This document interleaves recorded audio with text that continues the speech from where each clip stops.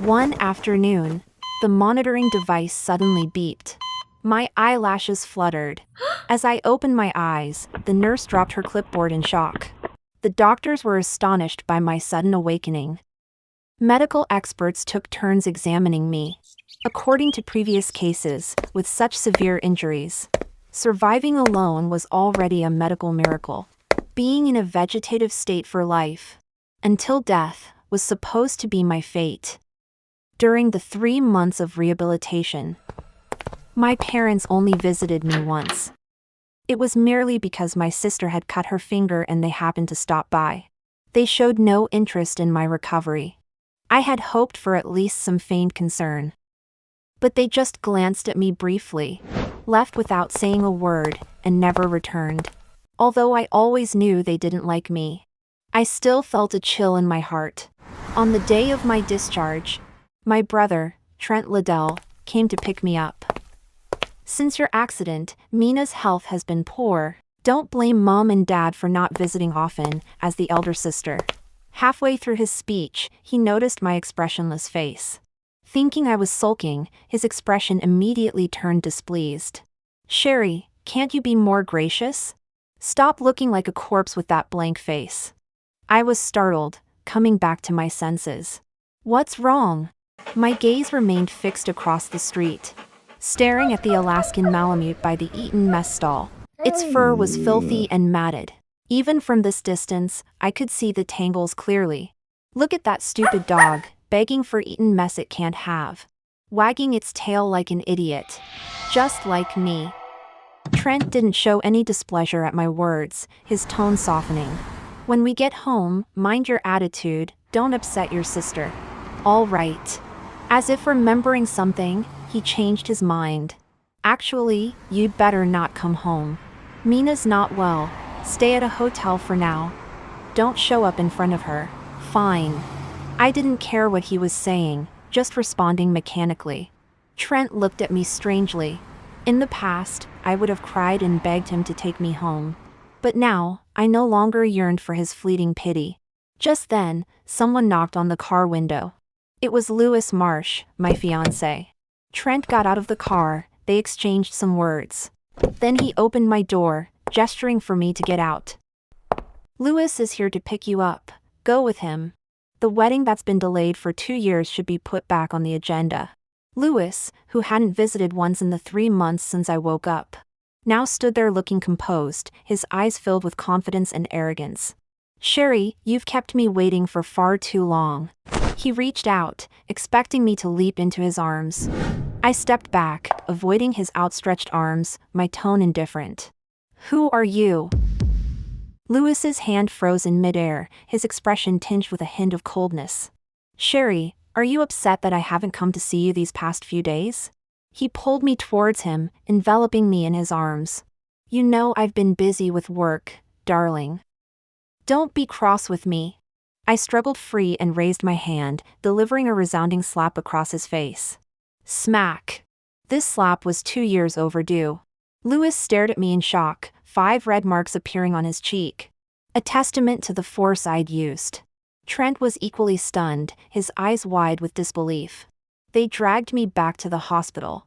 After a series of examinations, it was determined that there was nothing physically wrong with me. The doctor, at a loss, could only offer a somewhat scientific explanation. It's possible that due to the length of her coma, she's temporarily forgotten some people and events. Given time, she may remember. Upon leaving the hospital, Lewis pulled me aside and recounted our supposed history together. According to him, I had loved him desperately, considering him my everything.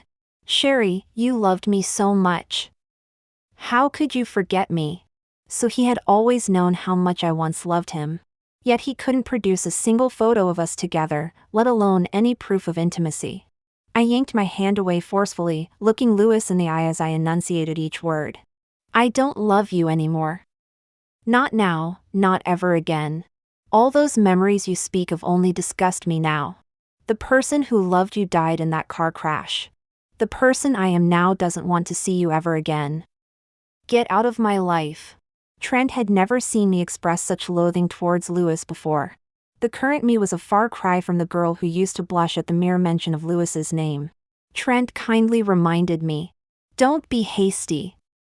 You might regret what you're saying today when you remember everything. I lifted my head, my eyes sweeping over Trent briefly. Then, staring directly at Lewis, I said with unwavering resolve. I won't regret it. Through the rearview mirror, I could see Lewis still frozen in front of the hospital. His rejected hand suspended in midair. How much do you remember? Trent asked. I turned away, ignoring his nonsensical question. If you don't remember anything, it's all right. You can stay at my place until your memory returns. I looked at Trent, a smile on my lips that didn't reach my eyes. Don't worry, I remember everything about your family, the Liddells, perfectly clear, brother. Trent swerved the steering wheel, slamming on the brakes and pulling over to the side of the road. His brows furrowed deeply. Sherry, what do you mean by your family? There's a limit to this act. I opened the door and got out of the car, ignoring Trent's darkening expression. The Liddells were one of the most prominent families in New York City. I was the long-lost daughter of the Liddell family, while Mina was the fake princess who had taken my place. A careless nanny had switched Mina and me at birth, and I grew up in an orphanage. My adoptive parents passed away when I was 6. Starved for affection since childhood, I was fortunate enough to meet my birth mother at the hospital, finally experiencing the familial love I had always craved. Even though they found me when I was already 16, they still doted on me like a child. Dad immediately allocated 1/10 of the company's shares to me, and gave me a black card with no spending limit. Mum decorated my room lavishly, like a princess's chamber from a fairy tale. My brother made up for all the birthday gifts I'd missed from age 1 to 16, each one unique and valuable. Their words seemed to have a replay button in my mind. My precious daughter, Dad will always be your strongest support. You just focus on laughing freely and growing up without worries. My darling girl, Mom only wants you to be carefree and the happiest girl in the world. My little princess, you'll always be the most important person in Brother's heart. If anyone dares to bully you, I'll make them regret ever being born. Everyone in the Liddell household treated me well, even the dog at the front gate only stuck to me. But all this love came to an abrupt halt the day Mina returned from her studies abroad. Before I met Mina, everyone said she was sweet and innocent, kind and pure. Even after a video call with her and my family, I believed the same. This sister, only a day younger than me, was truly adorable. Her round face, delicate features, everything was just perfect. The day Mina returned back, everyone was at the airport to greet her. She naturally became the center of attention. In the moment she looked at me, I thought I saw a hint of challenge beneath her smile. Must have been my imagination. All day, I stood at the edge of the crowd, unnoticed and unable to fit in. Sherry, why are you standing over there like a stranger? Come here, there's a seat next to me, you can have it. Mina said with a smile, slightly raising her eyebrows to gesture me over. There was a hint of condescension in her eyes. I felt uncomfortable, but she was indeed helping me to join in, bringing me into an atmosphere that didn't belong to me. As dinner was ending, Mina and I walked up the stairs one after the other. Mina called out to me, Sherry. I had just turned to look at her, about to ask what was wrong, when suddenly I saw Mina miss her step. With a faint smile on her lips, she fell straight backwards.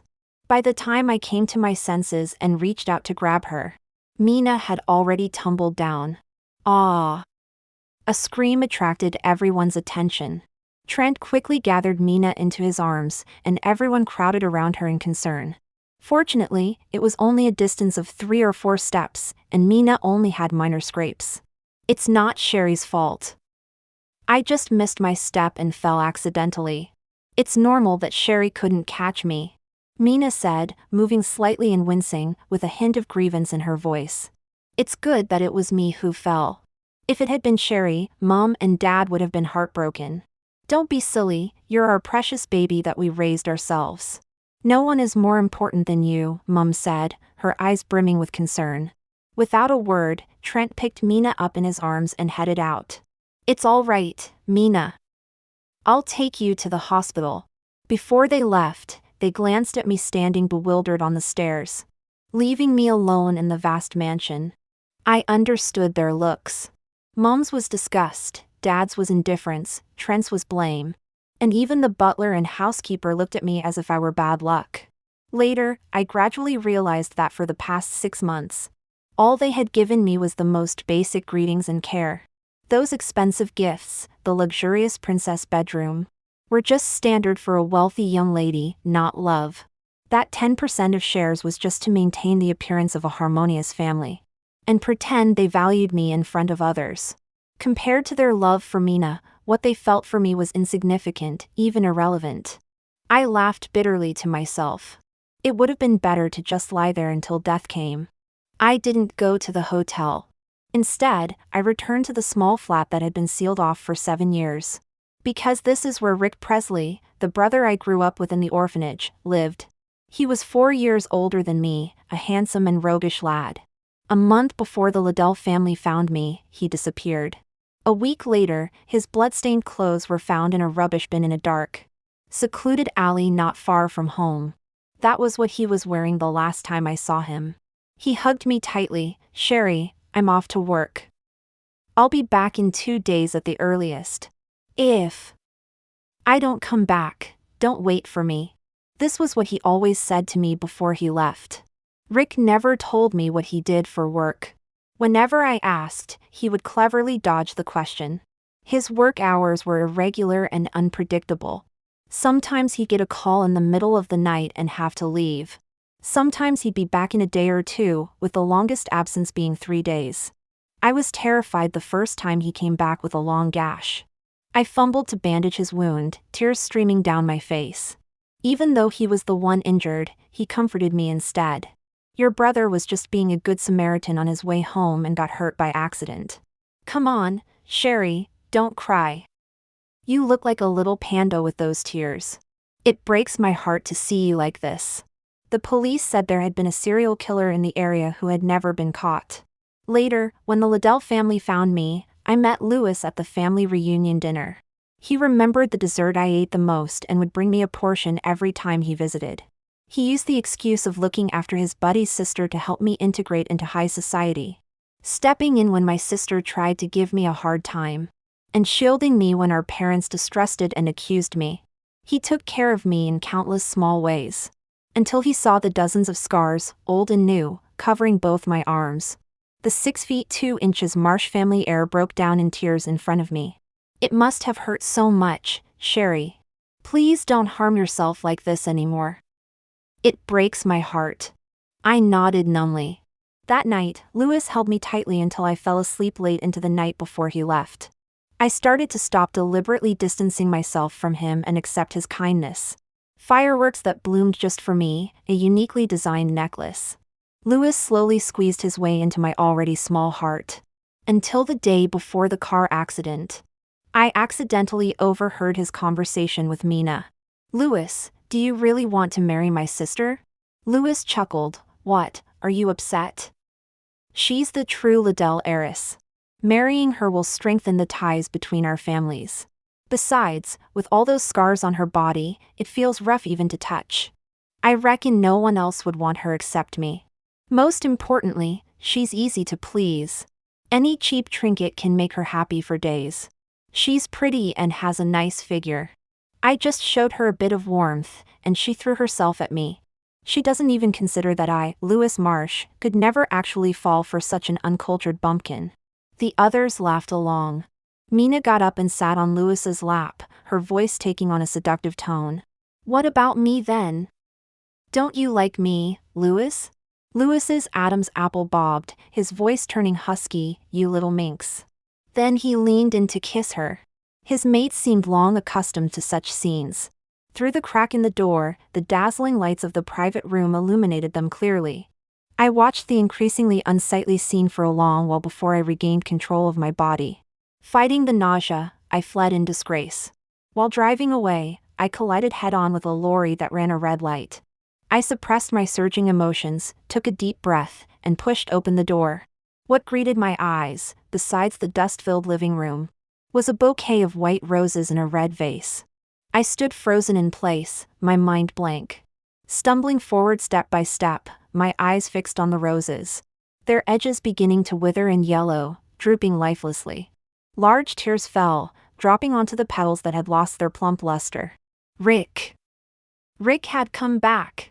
Rick wasn't dead. This was my brain's first reaction. But after searching the entire flat, apart from that faded bouquet of white roses, I couldn't find any other proof he had been here. Knock, knock, knock. Rick! The words "miss you so much" were swallowed back as I saw who was at the door.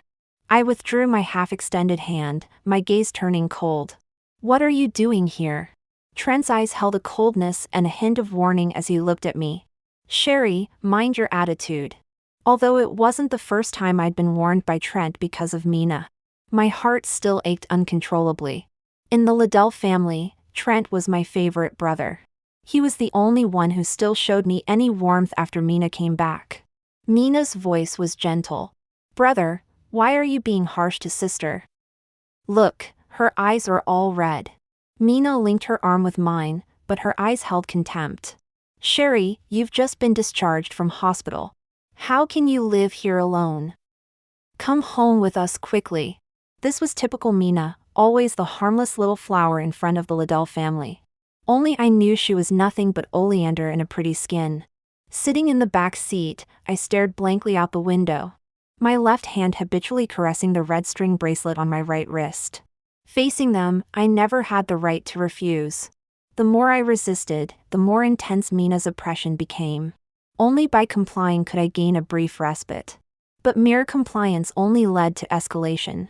Mina finally couldn't resist eyeing me playfully one afternoon. Sherry. She wore a sweet smile on her face, like a snake poised to strike. I dug my nails into my fingers, reflexively lowering my head, not daring to look at her. Your bracelet is so pretty. I started, hurriedly pulling down my sleeve to cover my wrist. I never imagined Mina would set her sights on a red string with just one sandalwood bead. Suppressing my unease, I said, it's not a bracelet, just an ordinary string. But it looks so special. Sister, can I try it on? I forced a smile. This one's already dirty from me wearing it. If you like it, I can make you a new one. Suddenly, Mina grabbed my hand, forcefully tugging at my red string. Snap. The fragile red string broke into two halves. The sandalwood bead hitting the floor with a crisp sound. I was stunned, everything happening too quickly and suddenly. Mina's eyes instantly filled with tears, her voice hurt and scared. I didn't mean to, I just wanted to look at it, I didn't mean to break it. I looked at that sandalwood bead, my eyes gradually misting over, my vision becoming blurry. Rick's clear voice echoed in my ears. The corner of his mouth curved in a slight smile, tinged with shyness. Little one, hold out your hand, I've got a surprise for you. This is handmade by me, you're not allowed to dislike it, and you're not allowed to take it off. Rick reached out to ruffle my hair. Through his fingers, I saw the red tip of his ear. Mina wiped away non-existent tears, her body trembling slightly. But a smug smile played on her lips. I'm sorry, sis. It's your fault for buying such a cheap skipping rope. It snapped without me even trying. Mom couldn't help but defend her, her voice full of sympathy. That's enough now. Don't blame Mina. What's broken is broken. We'll just buy a new one. We've never denied you anything. Food, clothes, shelter, what have you ever lacked? Squabbling with your sister over a broken skipping rope. How petty can you be? Those words again. 1,157 days. 3 years and 2 months. Countless times, cutting like a knife. At that moment, my last shred of self-control snapped. That's right. I've always been petty. So why didn't you just let me die in that car crash? If you don't like me, why did you bring me back? Perhaps it was because I, usually so meek and obedient, suddenly snapped back. Mom was stunned. When she recovered, she immediately counterattacked. Watch your tone, young lady. We've raised you all these years, given you the best of everything. You've wanted for nothing, lived a life of luxury others can only dream of. And yet you're still not satisfied. How could I have given birth to such an ungrateful daughter? She had said these words to me countless times before. In those moments, I would either silently cry or search through my knowledge and social graces for words and sentences to explain and apologize, even trying to comfort her not to be angry. But now I couldn't bring myself to do it. My emotions suddenly flared up, my voice so loud it even shocked me. Like a dying person, desperately using their last ounce of strength. That's right. I have no conscience. I'm ungrateful. I'm a thankless wretch. I've served you like a servant for over 3 years. How can you accept it with such a clear conscience? Even someone as ungrateful as me dared to foolishly hope for a bit of your love, to dream that you might visit me in the hospital just once. And what about you?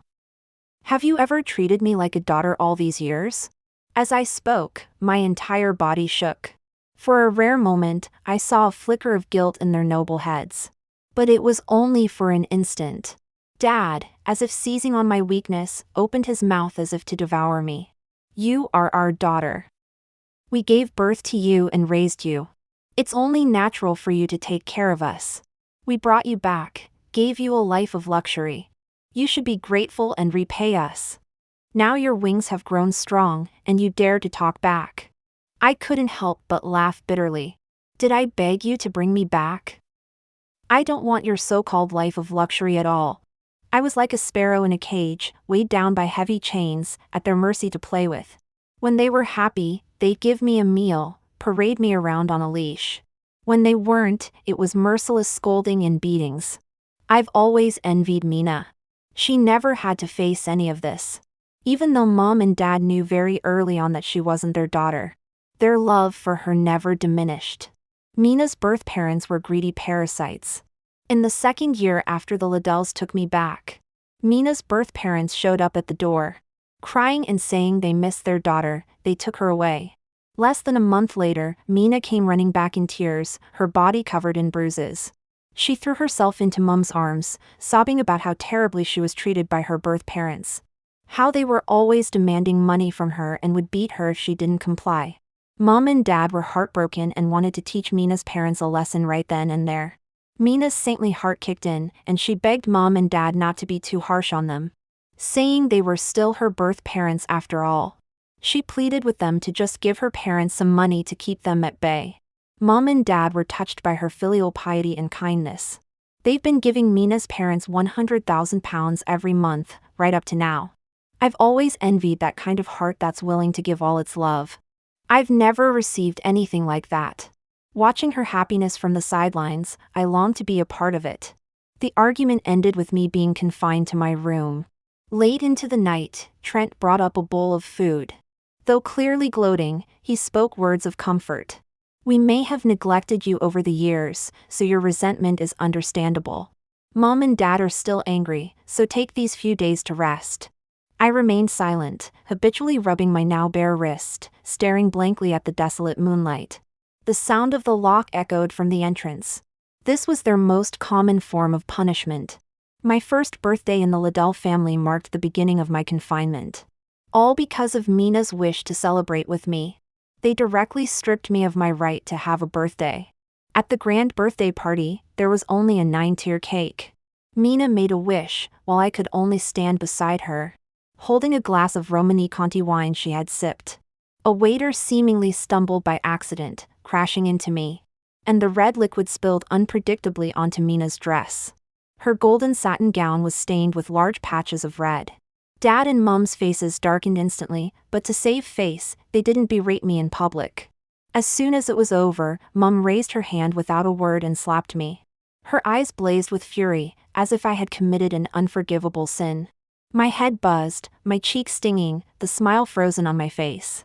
Dad, even more disappointed, grabbed the nearest wine glass without hesitation and threw it at me.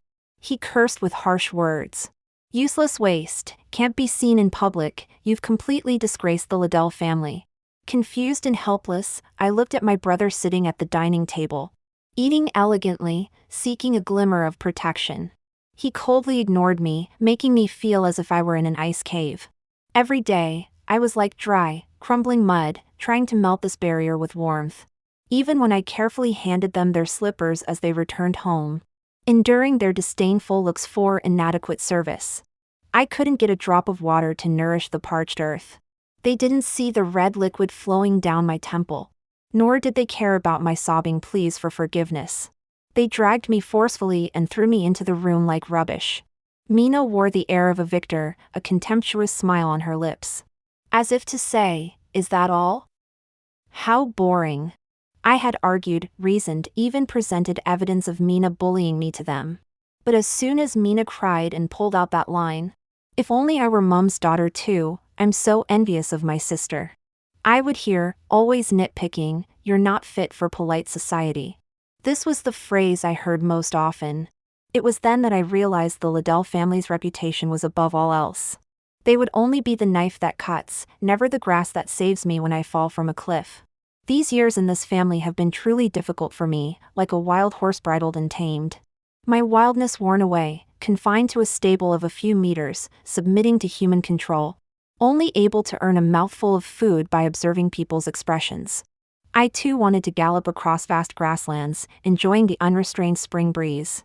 Yet I had to nauseously watch people's faces every day, enduring the lashing of an invisible bridle.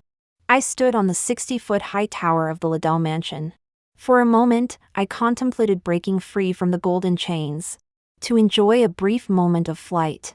Just as I was about to step off, the red ribbon slipped naturally from my hand, and the sandalwood beads made a dull rolling sound as they fell. Afterwards, every day before dawn, I would stand on the tower, feeling the gentle breeze on my face, until the sun fully emerged. I would think, today's warm sunlight seems a bit more beautiful than yesterday's. So I'll wait a little longer. The lock at the entrance never clicked again. I closed my eyes, and when I woke up, I saw the familiar white ceiling and smelled the faint scent of disinfectant. An IV drip was attached to my hand. Lewis's eyes lit up with joy the moment he saw me awake. As always, he had brought me to the hospital after I had fainted from hunger. This time was no exception. The doctor told me he had been watching over me for 2 days. I said coolly, "I'm awake now. Mr. Marsh can go home." Lewis frowned, displeased. "I'm your fiancé." I laughed. I remembered that night. The lights were dazzling, and I was nestled in his arms. There was a hint of intimacy in the air. The private room was full of well-known young socialites from our circle. Various subtle glances wandered over Lewis and me. The stares were uncomfortably intrusive. Someone curiously asked about our relationship. Feeling my heart beating abnormally, I lowered my head shyly. He didn't answer, just continued smoking. Even though it was an arranged marriage between the Liddell and Marsh families, Lewis had never publicly acknowledged his status as my fiancé. Lewis's eyes reflected my mocking face. He paused, as if realizing something. "You haven't lost your memory?" I had never said I had amnesia. But I could play along. I closed my eyes painfully, struggling to tap my head. My head hurt so much. "Who's Lewis? Who's Lewis?" I closed my eyes and fell asleep. I heard the doctor saying, "Mr. Marsh, it's possible that Miss Sherry's brain injury hasn't fully healed. Combined with not eating anything for 5 consecutive days, the severe nutritional deficiency has stimulated her brain, causing her to recall lost memories." This doctor could really spin a tale, saving me the trouble of explaining. I opened my eyes at the right moment. And as soon as I made eye contact with Lewis, I threw myself into his arms. "Lewis, I'm so scared. Why did it take you so long to come see me?" After a brief exchange, Lewis believed that I had lost the memories of not remembering him. He pulled me into his arms, expressing his longing. I responded coyly, my gaze falling on the glimpse of a dress at the doorway. The fish had taken the bait.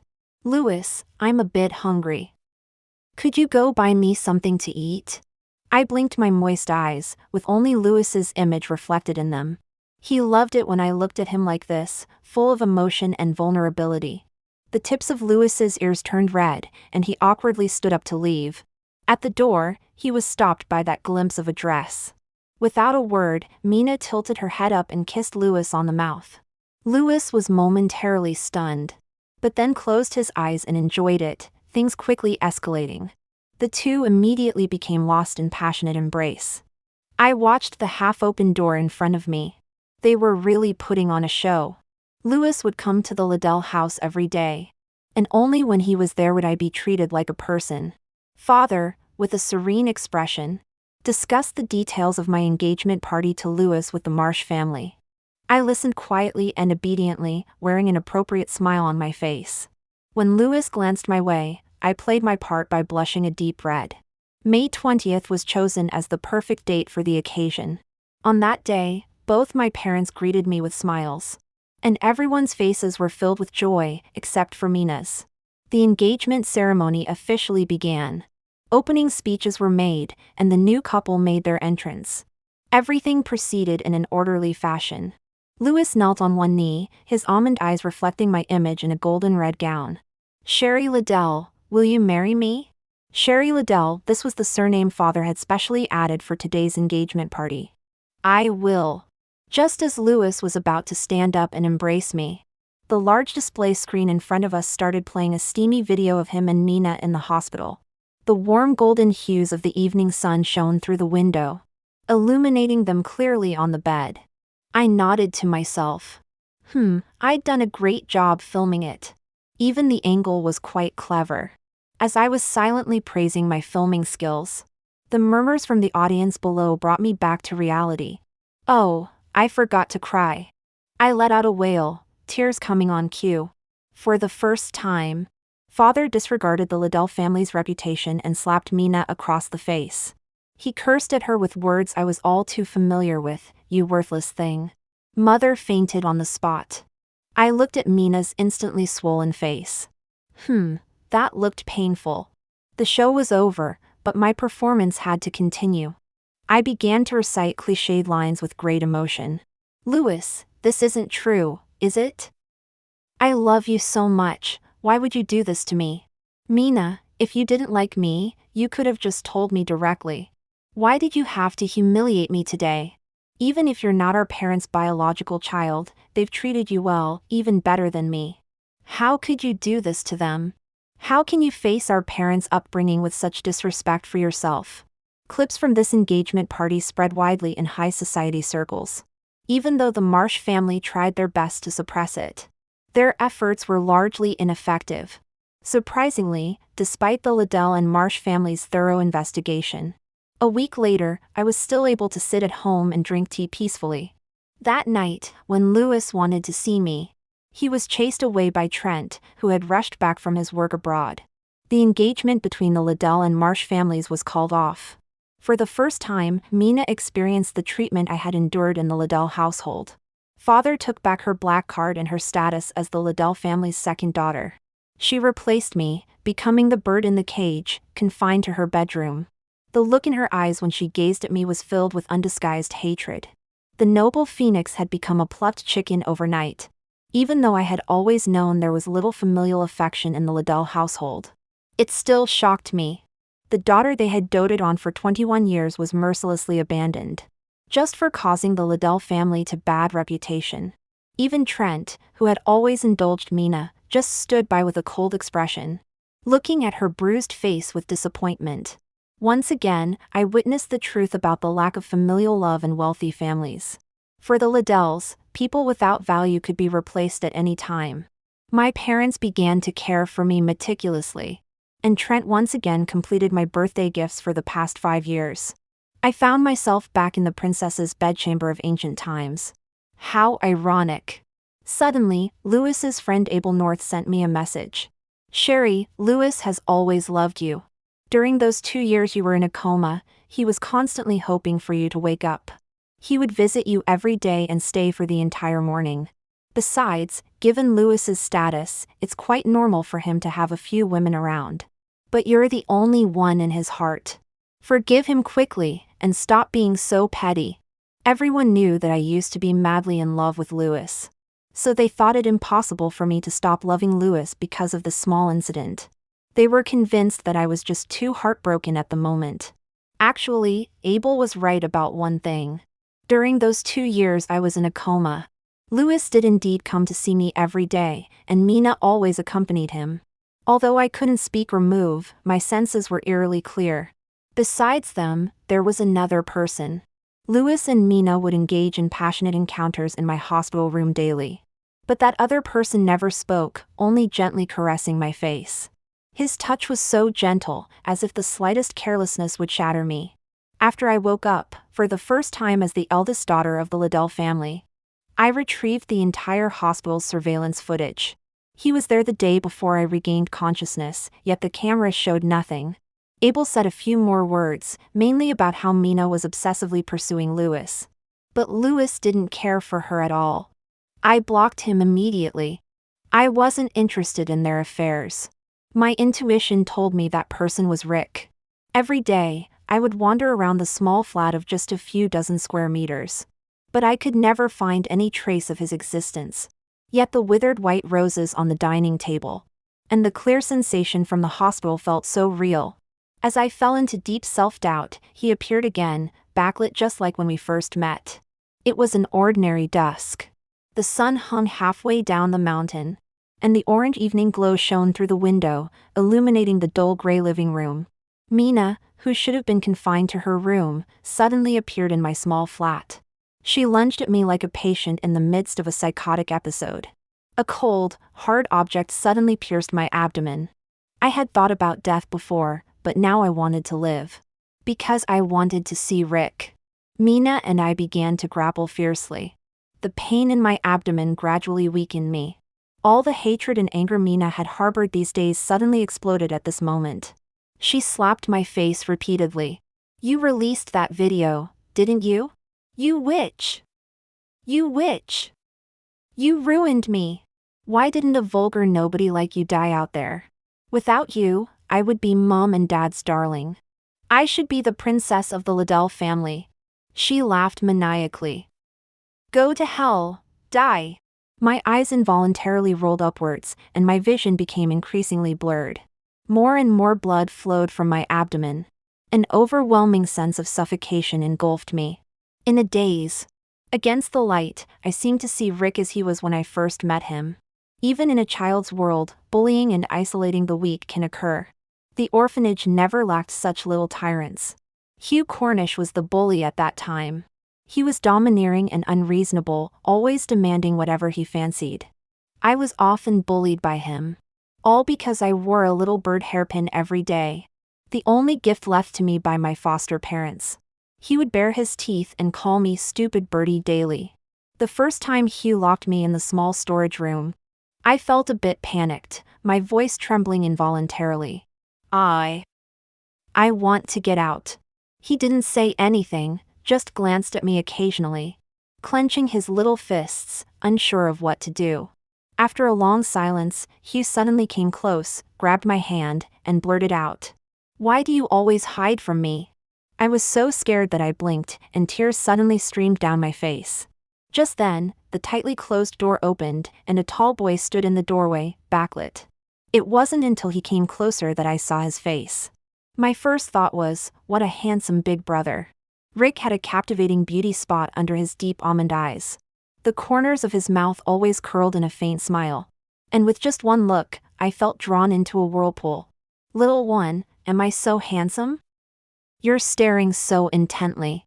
Coming back to my senses, I realized I was gripping his hand tightly, my eyes fixed on his face. To be precise, I was staring at the beauty spot near his eye. My hand felt as if it had been severely scalded, and I quickly let go. "Thank you, brother." My heart was pounding uncontrollably, like it had gone haywire. After that, Rick would often appear suddenly with a slight smile in the corner of his eye. "Little one, being bullied again?" Seeing me in a daze, he'd say, "Little one, why are you staring at brother again?" Seeing me cry, he'd say, "Little one, why have you turned into a little bunny again?"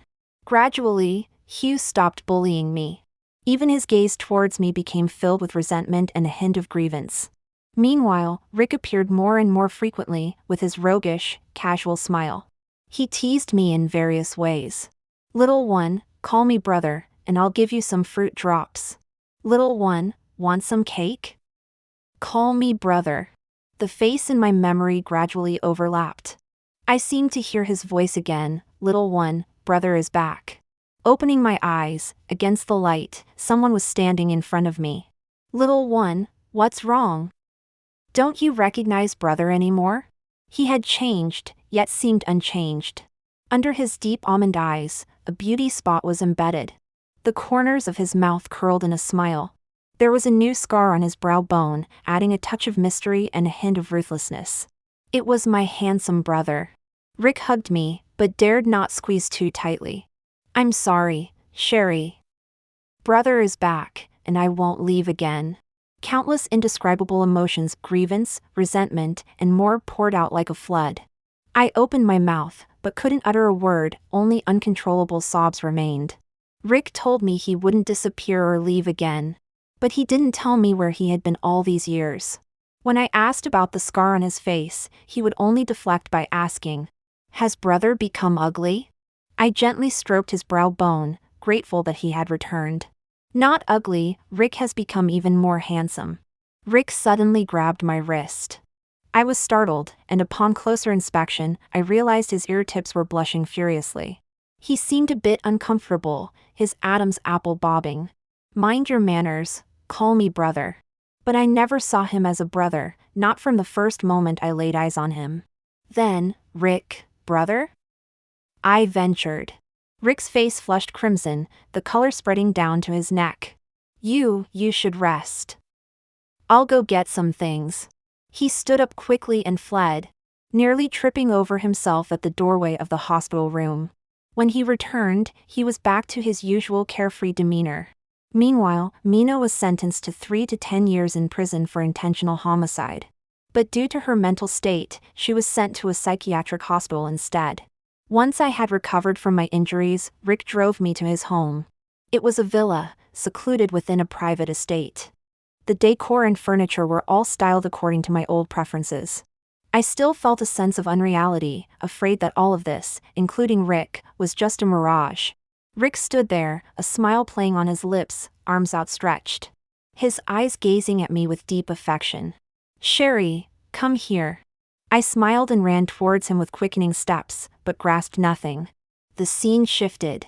In a dark, secluded alley, Rick lay on the ground wearing the same shirt he had on when he left. Heavy rain poured down on him. Blood pooled around him, spreading to my feet. He looked at me, a smile still on his lips. I jolted awake, my hands and feet ice cold. Large beads of sweat running down my face and neck. The room was dim, without a trace of light. Panicked, I stumbled into Rick's room, only to feel the cold surface of an empty bed. Rick! Rick! I rushed downstairs in a frenzy. Turning the corner to see Rick standing in the living room, a glass of water in his hand. I flung myself at him, heedless of the shattering glass. Clinging to Rick desperately until I could smell his familiar sandalwood scent. Another nightmare? I mumbled an affirmative, still holding on tight with no intention of letting go. Just then, my phone rang. It was an unknown number. Lewis's voice came through, "Sherry, come back to me. The position of Mrs. Marsh is still yours." I laughed. "Lewis, I couldn't care less about being Mrs. Marsh. Give it to whoever you want." Not wanting to waste another word on him, I hung up. Turning around, I saw Rick, his dark eyes fixed on me. I spun away in panic, but Rick pulled me into his arms. Looking at his face so close to mine, I found a sudden courage. I tilted my head up and pressed my lips against his. Rick's pupils dilated. I quickly closed my eyes, my lips touching his, not daring to move. I felt his stiffness, but there was no further action. I had lost the gamble. Just as I was about to pull away, his large hand held the back of my head, deepening the kiss. I clearly felt his tongue parting my lips. My consciousness began to blur. Rick lifted me up in one swift motion. Reflexively, I wrapped my arms around his neck and my legs around his waist to steady myself. He tilted his head back, one hand gripping my waist, the other supporting the back of my head. His kiss came down forcefully and urgently as he carried me to his room. He tore at my clothes. At the crucial moment, he stopped. He stared at me, conflicted and hesitant, veins bulging, his voice hoarse. "Sherry, is this okay?" I gave a soft affirmative, and the beast lying in wait began to devour my body. All night long. He gently bit my ear, panting lightly, coaxing over and over. Sherry, say my name. Finally, unable to bear it any longer, tears began to flow uncontrollably.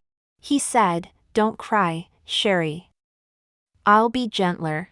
But his actions only grew more intense. Until I was so exhausted I couldn't even lift a finger. The next morning, I woke up and turned to look at Rick beside me. I took a deep breath, closed my eyes, and made a wish. "O bird newly freed, fly higher, ever higher. Soar towards the dawn, casting off the shadows of confinement.